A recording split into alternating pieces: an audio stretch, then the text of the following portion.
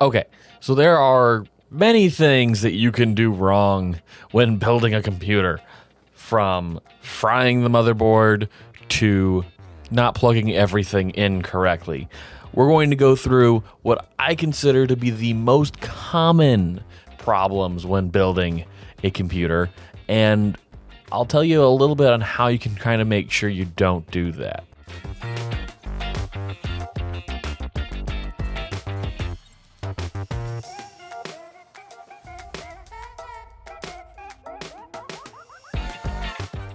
Before we get on, don't forget to like the video if you like the video and subscribe to the channel.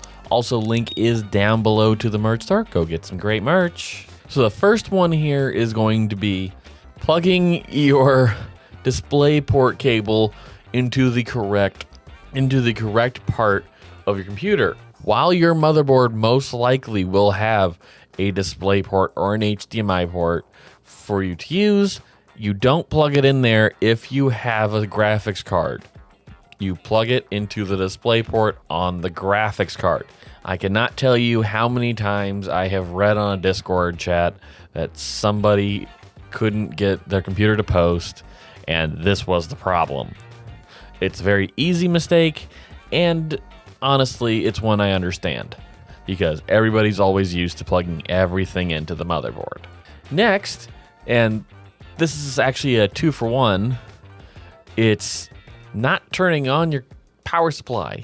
I will watch hundreds of people on YouTube and in person try and power up their computer by pressing the button, and they have not either plugged it in or they have not turned it on. They have not flipped that little switch into the on position, and it's not powering up, and they freak out.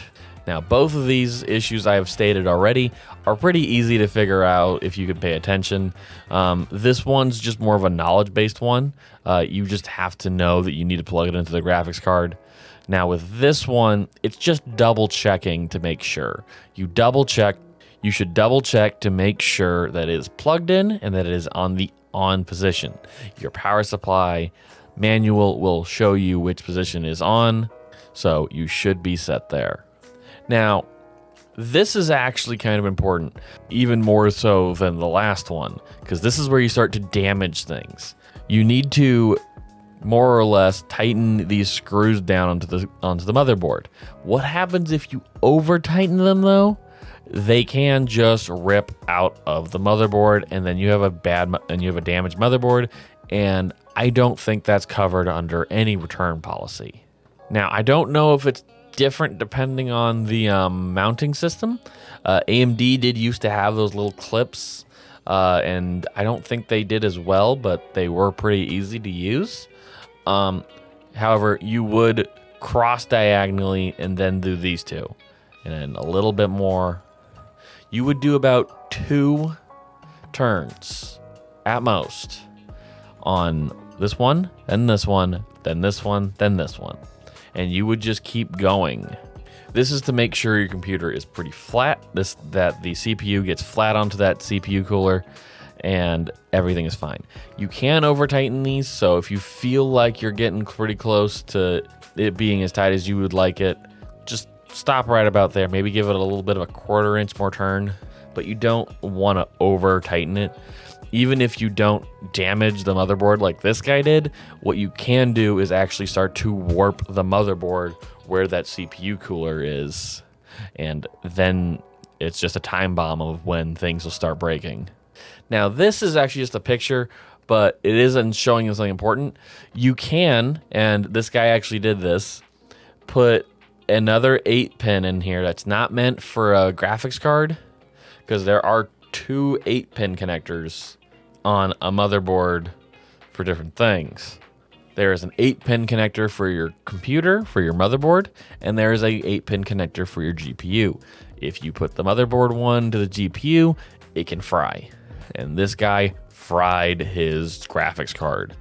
And I'll be honest, I've done this too. In fact, it wasn't entirely my fault. In the manual, it stated that I could use my motherboard, my PCIe connectors with my motherboard. That was wrong. Thankfully, nothing got broken, And I fixed that really quickly after taking it down to somebody that actually knew what they were talking about more than I did, because that was during my first build. But this is just another sanity check. You check the cables on the side of them. They will say what they're meant for. If they'll say for PCIe, or they'll say CPU, or they'll say motherboard. Another common mistake, if you don't get a CPU cooler that already has pre-applied thermal paste, for the most part, if you're getting a new CPU cooler, it will. But if you don't, you need to make sure you put enough thermal paste down. If you put too little, it won't cover the entire CPU. You won't get enough heat transfer going. Your CPU is going to boil and cook. Now, you could also put too much. This isn't going to be a efficiency problem. It's not going to be any problem with thermal transferring or anything like that. It's just going to be messy, and it can get on the motherboard, and then you have a very bad time cleaning that up later. Trust me, it's not fun. There's very few things that clean up thermal paste. That's why I keep a bottle of isopropyl alcohol on hand. And lastly, it's just making sure everything's connected entirely. You need to make sure everything is pushed in, that you hear the click, because there are clicks on PSU connectors to go onto the motherboard. Right here on the top is the little lock. You push that in, you will hear a snap, and that is how you know it is fully in.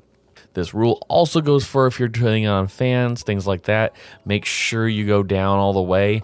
If you see any bit of metal connector at the base, you haven't pushed it in far enough, and it's gonna take some smaller hands sometimes to get that all the way in, or a pair of pliers. Yeah, pliers, things like that. That'll help. Now, those were the most common computer problems I have come across in my time of dealing with computer problems.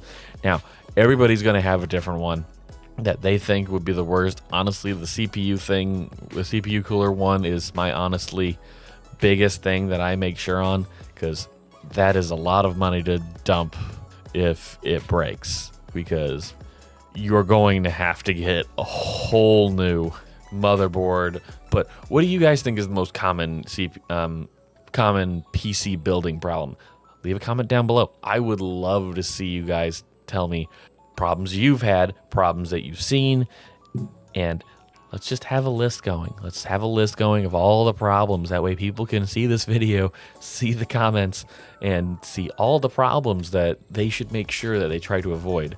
You're not going to be able to avoid all of them, but the more that you can avoid, the better. If you guys enjoyed this video, don't forget to leave a like down below. Subscribe to the channel. Also, link is down below to the merch store. Go get some great merch. If you guys enjoyed this video, go check out the video I did just a week or so ago on the tools that I use when PC building. It was honestly a really fun time for me to show you guys what I consistently use to build computers. And I think you guys could find something that you might not have thought of, or hey, something in common. You can never know. Thank you guys again for tuning in, and have a good day.